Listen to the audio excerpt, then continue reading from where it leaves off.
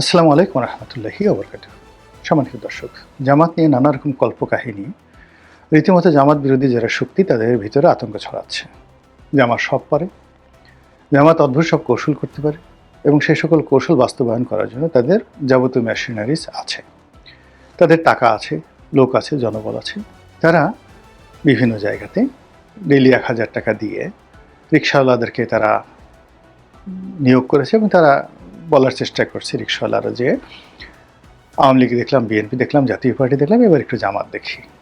তো এই কথাগুলো বলে তারা ভোটারদের মন গলানোর চেষ্টা করছে বলে রীতিমতো ভাইরাল হয়ে পড়েছে এবং বিএনপির লোকজনও এটা নিয়ে মাঠ গরম করছে। জামাতের মহিলা কর্মীরা যারা আছেন তারা বোরকা পরে পরে বাড়িতে যাচ্ছেন, বিকাশ নম্বর নিচ্ছেন, মানুষদেরকে সাহায্য করছেন, কোরআন শরীফ দিচ্ছেন, তসবিহ দিচ্ছেন, ইত্যাদি ইত্যাদি। এটা এখন ওপেন সিক্রেট হয়ে গেছে। আবার অনেকে বলার চেষ্টা করছেন যে বোরকা পরে অনেক পুরুষ মহিলার রূপ ধরে তারা বাড়িতে বাড়িতে যাচ্ছেন। অনেকে বলার চেষ্টা করছেন যে জামাত ২ কোটি বোরকা বানিয়ে ফেলেছে ভোটের দিন কাজ করার জন্য। সত্য মিথ্যা ডাজ নট ম্যাটার, কিন্তু এই গল্পগুলো সিরিয়াসলি চলছে এবং এগুলো করে অনেকে বলার চেষ্টা করছে যে জামাত মূলত ১৭০টি আসনে নিশ্চিত বিজয়ের জন্য একটা ছক তৈরি করেছে, মাস্টার প্ল্যান। এবং এই মাস্টার প্ল্যানগুলো আমি কিন্তু বলছি না, এগুলো ইন্টারনেট খুঁজলে আপনি পাবেন। এবং ১৭০টা সিটে কী করে জামাত একেবারে চোখ বুজে জয়লাভ করবে, সেই পয়েন্ট নম্বর ১, ২, ৩, ৪, ৫ এগুলো হাতে কলমে ভিডিও করে, অডিও করে বিভিন্ন কন্টেন্ট ক্রিয়েটররা তারা এমনভাবে উপস্থাপন করেছে আপনি বিশ্বাস না করে পারবেন না। আমার যারা দর্শক, মানে তারা খুব হাই লেভেলের। আমি মনে করি আমার যারা দর্শক তারা সবাই জ্ঞানী, গুণী, শিক্ষিত, সজ্জন ব্যক্তি রয়েছেন। তাদের কাছে এগুলো খুব ছেলেখেলা মনে হতে পারে, তবুও তো অনেকে জানতে চাইতে পারেন। যেমন অনেকে হয়তো জানেন, খুব ভালো করে জানেন যে বাংলাদেশের এরকম প্রায় ১৫০ সিট রয়েছে।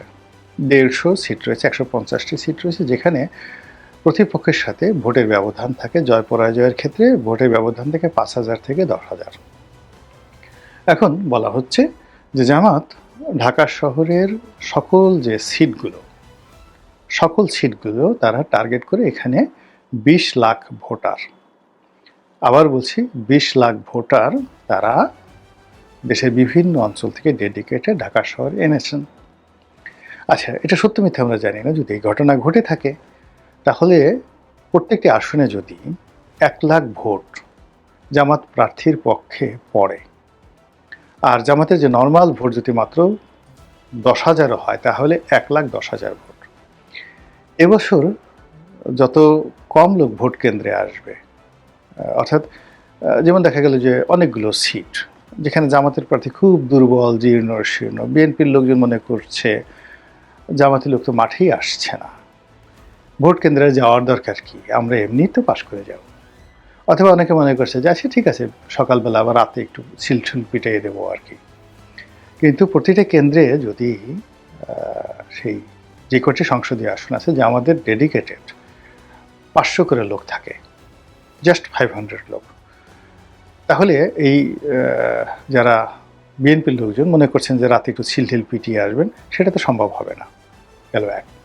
২ নম্বর হলো যে ওই যে তারা যেহেতু মাঠে জামাতের প্রার্থীদেরকে দেখছে না এবং বিএনপির প্রার্থীরা এককভাবে ঘুরে বেড়াচ্ছেন, কাজেই তারা বিজয়ের ব্যাপারে নিশ্চিত এবং ভোটাররা, বিএনপি যারা ভোটাররা তারা মনে করবেন ওই আওয়ামী লীগ জমানার মতো ভোট দিলেই বা কি না দিলেই কি, আমাদের প্রার্থী তো এমনি জয়লাভ করবে।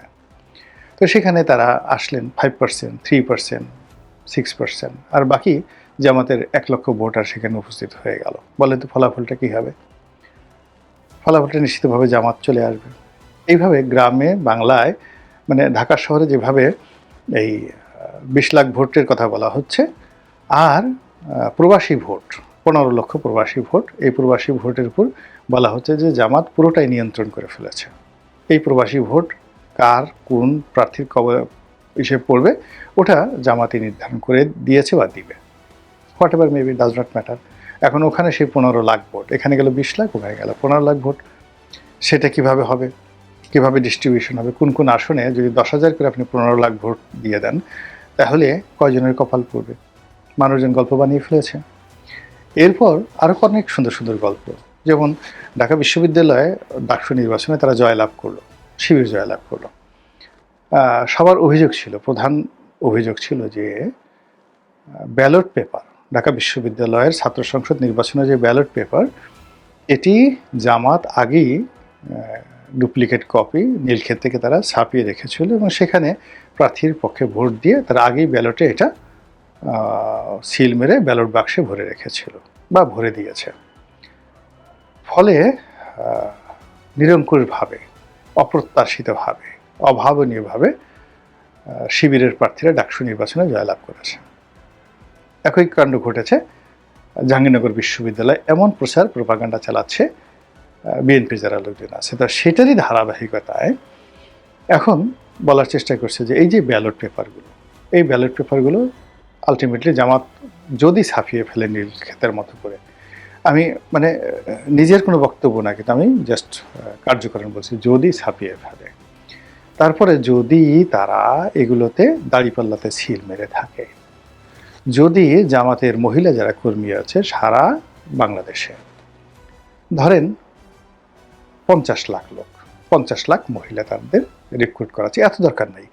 আপনি প্রতিটি ভোট কেন্দ্রে যদি এরকম ভাগ করে দেন, 50 লাখই ধরেন সারা বাংলাদেশে, এরকম 50 লাখ মহিলা যারা বোরকা পরে যাবেন, যাদের সকলের কাছে 5টা করে ভোট থাকবে, তাহলে 50 লাখ ইন্টু 5টি করে ব্যালট থাকবে এবং তাদেরকে ওইভাবে আপনি ঢালাওভাবে তাদেরকে যাকে বলা হয় তল্লাশি করবেন, সিল মারা ব্যালট পেপার উদ্ধার করবেন, ভোট কেন্দ্রে গিয়ে কাজগুলো করবেন, এগুলো আপনি করতে পারবেন না, প্রেক্ষাপটে তছনছ হয়ে যাবে সেখানে। তো এভাবে করলে যদি 50 লাখ ভোট ইন্টু 5 কত হলো? 2.5 কোটি ভোট। এখন 2.5 কোটি ভোট যদি কোনো প্রার্থীর পক্ষে পড়ে, সেখানে কী ধরনের একটা রেজাল্ট আসবে? এবং সেই রেজাল্ট অনুযায়ী যদি 170টি আসনে জামাত জয়লাভ করে, কেউ কেউ অবশ্য একটু কমায় দিচ্ছে, বলছে 162টি আসন তারা টার্গেট করে এভাবে আগাচ্ছে, হোয়াট এভার মেবি, তাহলে জামাত তো সরকার গঠন করে ফেলবে। এবং এই কথা বলে বিএনপির লোকদেরকে যেভাবে ভয় দেখানো হচ্ছে, আর এই কথা বলে জামাতকে যেভাবে একটা সেফ এক্সিট দেওয়া হচ্ছে, তার ফলাফলটা আসলে নির্বাচনের 12 তারিখে কি হবে বলা যাচ্ছে না। তবে ইতিমধ্যে একটা জিনিস লক্ষ্য করছেন আপনারা, এনসিপির যারা নেতৃবৃন্দ রয়েছেন, সেটা নাসিরউদ্দিন পাটোয়ারি, হাসনাত আবদুল্লাহ, তারপরে আসিফ মাহমুদ, সজীব ভুঁইয়া, যারা এনসিপির এই মুহূর্তে যারা আছেন, নাহিদ ইসলাম, তারা সবাই হঠাৎ করে নির্বাচনের শেষ সপ্তাহে এসে তারা অতিরিক্ত বা অতিমাত্রায় আত্মবিশ্বাসী হয়ে পড়েছে। ভেরি সিগনিফিক্যান্ট, অকল্পনীয়। এটা কেন হচ্ছে, কিভাবে হচ্ছে, এইগুলো একটা। 2 নম্বরে যেটা হচ্ছে সেটা হলো যে ডক্টর মোহাম্মদ ইউনূস, আমি হঠাৎ করে দেখলাম যে তথ্য প্রযুক্তি মন্ত্রণালয়ের একটি অনুষ্ঠানে তিনি গেলেন। তিনি গত কয়েক মাস যাবত ভীষণভাবে মানসিকভাবে বিপর্যস্ত ছিলেন, কথাবার্তা তেমন বলেননি, চেহারাটাও নষ্ট হয়ে গিয়েছিল, কারোর সঙ্গে কথাবার্তা বলেননি এবং বিদেশে অনেক দিন যাবত তিনি যাচ্ছেন না। কিন্তু সাম্প্রতিক সময় তার ভিতরে অতিরিক্ত আত্মবিশ্বাস চলে এসছে, প্রাকৃতিকভাবে তার চেহারা ভালো হয়ে গেছে এবং তিনি যেভাবে সেখানে গিয়ে বক্তব্য বললেন, যেভাবে বাংলাদেশের সমস্যাগুলো, মানে পুরো আমাদের দেশের যে আমরা প্রতারণার একটা রাজ্য গড়ে তুলেছি, ওটা লং, মানে কোনো রকম স্ক্রিপ্ট ছাড়া বাংলায় সাবলীলভাবে যে দীর্ঘ বক্তৃতা দিলেন, গত 17 মাসে এত সুন্দর বক্তব্য তিনি দিতে পারেননি। চমৎকারভাবে বক্তব্য দিয়েছেন। এরই মধ্যে প্রাথমিক শিক্ষকদের নিয়োগ, এরই মধ্যে চীনের সঙ্গে একটি ড্রোন কারখানা, সামরিক ড্রোন কারখানা স্থাপন করার জন্য চট্টগ্রামে একটি ইপিজেড স্থাপন করা, এরপরে চীনের অর্থায়নে উত্তরবঙ্গে একটি বিশাল হাসপাতাল স্থাপন করা, যা কিনা ভারত মনে করছে এখানে এই হাসপাতালের আড়ালে চীন মূলত এখানে তাদের সামরিক যন্ত্রপাতি স্থাপন করবে এবং এই সকল সামরিক যন্ত্রপাতি দিয়ে ইজিলি সেই শিলিগুড়ি করিডর থেকে শুরু করে সেই উত্তরবঙ্গ রিলেটেড ভারতের যে সকল রাজ্য রয়েছে, সব রাজ্যের উপর চীন নজরদারি করতে পারবে। অন্যদিকে চট্টগ্রামের যে অঞ্চলটিকে সেই সামরিক কারখানা রূপে ঘোষণা করা হয়েছে, সেটি মূলত ভারতকে দেওয়া হয়েছিল, ভারতকে সেখান থেকে বাদ দিয়ে চীনকে সেটা দেওয়া হলো। এই সময়টিতে হঠাৎ করে এসে উনি যে ঘুরে দাঁড়ালেন একেবারে নির্বাচনের আজকের আমি ভিডিওটি যখন করছি তখন ২৯ তারিখ, জানুয়ারি মাসের ২৯ তারিখ, এই সময়টিতে এসে যেভাবে সরকার ঘুরে দাঁড়িয়েছে, যেভাবে জামাতের আসন নিয়ে কথাবার্তা বলা হচ্ছে এবং এর বিপরীতে বিএনপির যে নড়াচড়া এটা কমে যাচ্ছে। বিএনপির নেতা সম্পর্কে নানা রকম নেতিবাচক ছোটোখাটো যে ঘটনা, সেই ঘটনাগুলোকে পাহাড়ের মতো বড় করে যেভাবে প্রচার করা হচ্ছে। তিনি তার ছাত্রদলের সভাপতি, তার দলের মানে বিএনপির অঙ্গ সংগঠন ছাত্রদলের সভাপতি রাকিবকে তিনি কেন তার পায়ের কাছে বসতে দেননি বা মঞ্চ থেকে সামনে নামে পা ঝুলিয়ে বসতে বলেছেন, এটা নিয়ে তর্ক বিতর্ক হচ্ছে। মানে রাকিবের জন্য। তারপরে সেখানে আবার শিবিরের সভাপতিকে গোলাম পরওয়ার কীভাবে পাশে বসিয়ে রাজার মতো সম্মান করেছেন, কোথায় জামাত আর কোথায় সেই বিএনপি, দেখো দেখো দেখো, সারা জীবন বিএনপি করে তোমাকে তো এই পায়ের কাছেই থাকতে হবে, দালালি করতে হবে।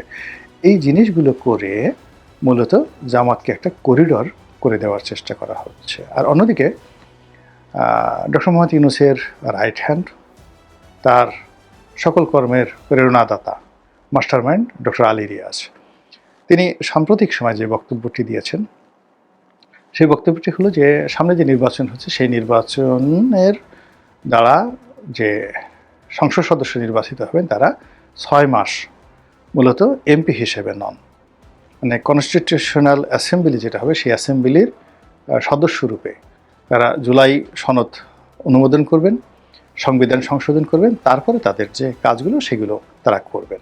অর্থাৎ 6 মাস তারা এই 17 মাসের সরকারের যত কর্মকাণ্ড আছে সেই কর্মকাণ্ড তারা বৈধতা দেবেন। এই যে নির্বাচনের এই কয়দিন আগে আলী রিয়াজ সাহেবের এই ধরনের বক্তব্য, এই বক্তব্য দ্বারা কি বোঝাচ্ছে? নির্বাচনে যারা লম্ফঝম্প করছেন তারা কি এমপি হিসেবে না এই মেম্বার হিসেবে কাজ করবেন? এবং তারা যদি সরকারের চাহিদা মতো তারা পার্লামেন্টে অধিবেশনে ডেকে তারা যদি সংবিধান সংশোধন না করেন, জুলাই সনদ যদি পাশ না করেন, তো সেক্ষেত্রে সরকার কী করবে? সেক্ষেত্রে সরকার কি নির্বাচন বাতিল করবে? আর যারা নির্বাচিত হলেন তাদের অবস্থা কি সেই 70-এর যে নির্বাচিত যে সংসদ সদস্য যারা ছিলেন, কনস্টিটিউশনাল অ্যাসেম্বলির সদস্যরা, তারা যেভাবে পাকিস্তানের বিরুদ্ধে বিদ্রোহ করেছিল ঠিক ওইভাবে কি বিদ্রোহ হবে? এই সব মিলিয়ে কেমন যেন একটা ছেঁড়া বেড়া হয়ে গেছে সব কিছু। আশা করব, আলো দেখব, ভালো চিন্তা করব, গণতন্ত্রের পথে হাঁটব, এই যে সম্ভাবনাগুলো আছে সেই সম্ভাবনাগুলোর প্রায় সব ক্ষেত্রে একটা করে বড় বড় ডট, বড় বড় প্রশ্নবোধক চিহ্ন পড়ে গেছে। মহান আল্লাহ আমাদের সবাইকে হেদায়েত দান করুন এবং হেফাজত করুন। আসসালামু আলাইকুম ওয়া রাহমাতুল্লাহি ওয়া বারাকাতুহু।